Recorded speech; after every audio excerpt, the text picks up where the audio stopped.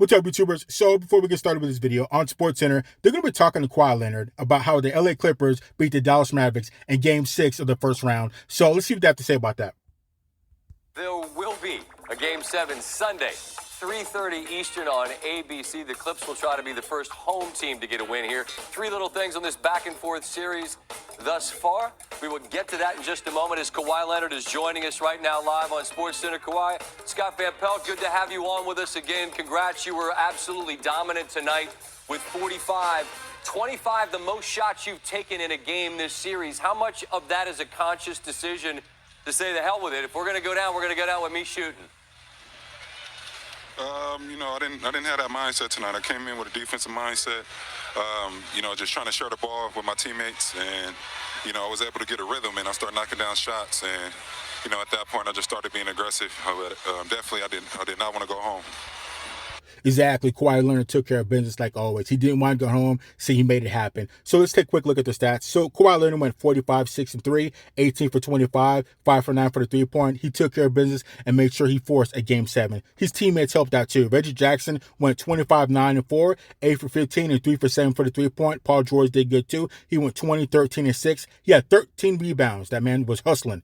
He went 6 for 15 and 2 for 7 for the 3-point. Those guys made sure that they forced a Game 7 led by Kawhi Leonard, which is exactly how you do it. For the Dallas Mavericks, Luka Doncic had 29 points and Tim Hardaway had 23 points for the Dallas Mavericks. But again, Kawhi Leonard led the LA Clippers and made sure he forced a Game 7.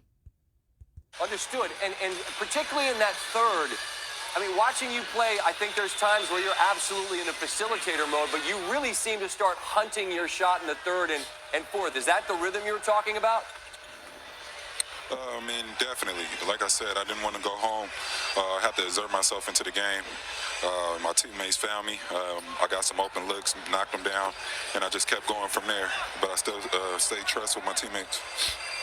Exactly. He trusted his teammates came through. So there's certain guys that just step up to the occasion and make sure the team progresses. Kawhi Leonard took care of business with 45 points. Devin Booker for the Phoenix Suns took care of business by putting up 47 points and shutting down the Lakers, which I thought LeBron James was going to do. I thought he was going to put up at least 40-plus points, but he wasn't able to do it. He had some help from his teammates, but it just wasn't enough. But, Kawhi Leonard is just a beast and took care of business and forced a Game 7 to go back to L.A. And I hope that L.A. fans show support for the Clippers and they actually show up to the game instead of having all these cardboard cutouts of fans. So I hope they show up. Speaking of a defensive mindset, in terms of trying to guard the pick and roll with Luka, we know that he's an awfully talented offensive player.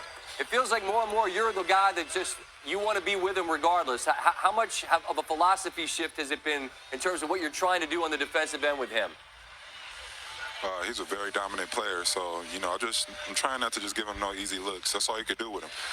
But you see it, he makes tough shots all game.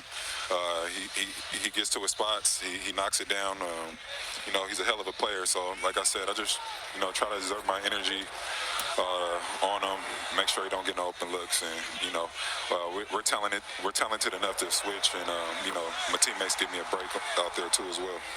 All right, Exactly. And it's going to be a very interesting Game 7. Both of those guys going head-to-head. You can bet Luka Doncic is going to bring his best. Even though he's had some neck injuries, it's going to be an all-out war in Game 7 in L.A.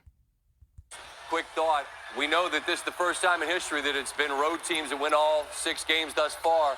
What has to happen Sunday for you guys to defend home court and move forward? We have to get a win. That's our mindset. We got to do what it takes to get a win if we don't want to go home. So it's on us. Kawhi, thanks very much. Appreciate the time. Good luck Sunday.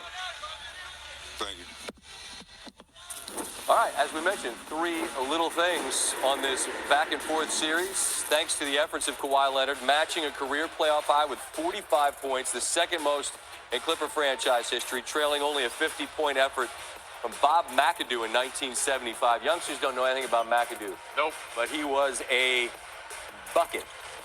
Friday, yet another win for the road team, apart from last year's bubble, which is completely wholly separate thing. This is the first time in NBA history, first 6 games of a playoff series have been won by the visiting team. Game 7, as you undoubtedly are aware, in Los Angeles in the Staples Center.